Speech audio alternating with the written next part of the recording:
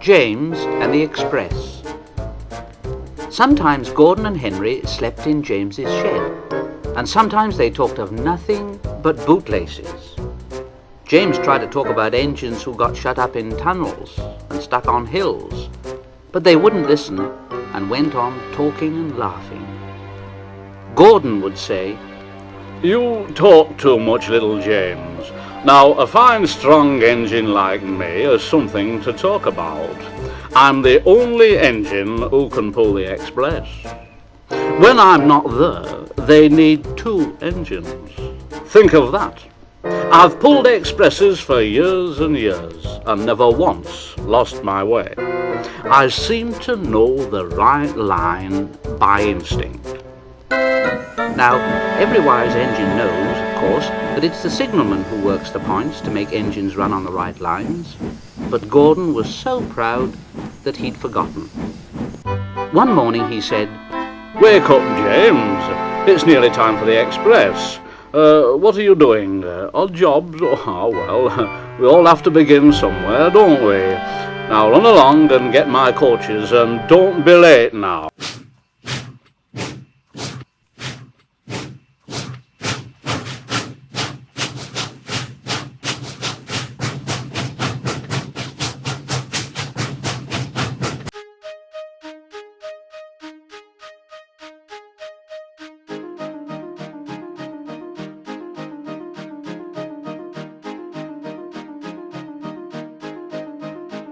James brought Gordon's coaches to the station,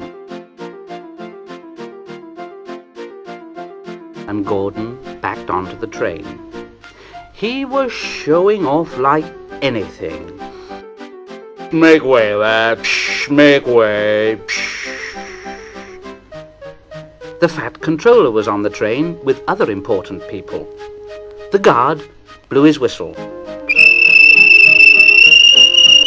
and Gordon started.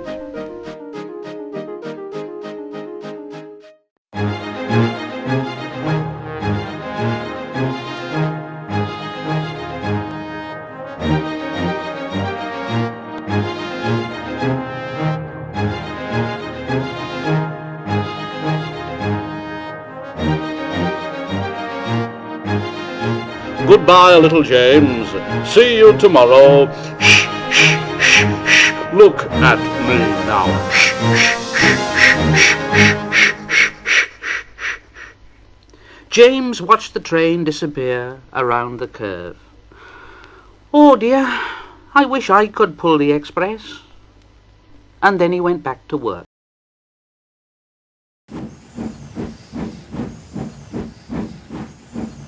He brought some more coaches to the platform and was just being uncoupled when he heard a mournful, quiet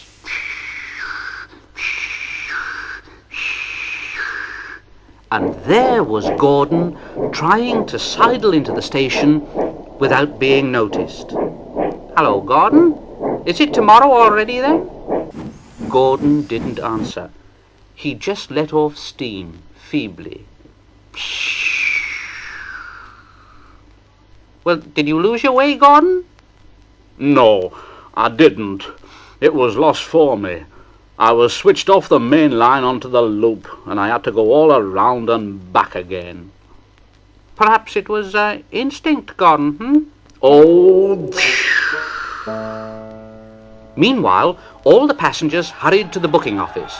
"Look here, we want our money back." yes, we want our money back. "Yes, money back." Money back. Everyone was making such a noise that the fat controller climbed onto a trolley and blew the guard's whistle. Now, wait a moment, please. Wait a moment. Now, I promise you a new train if you'll all just keep quiet.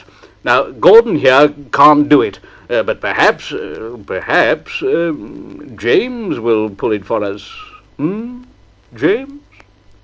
"Oh, yes, sir. I'll try." So James was coupled on, and everyone got in again. Do your best, James. "I will, sir." And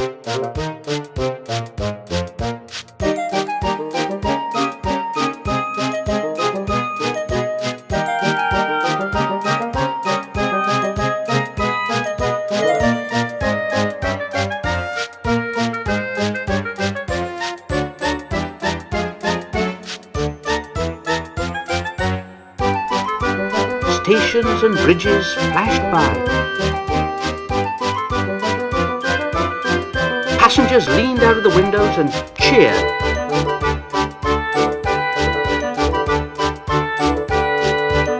And soon they reached the terminus.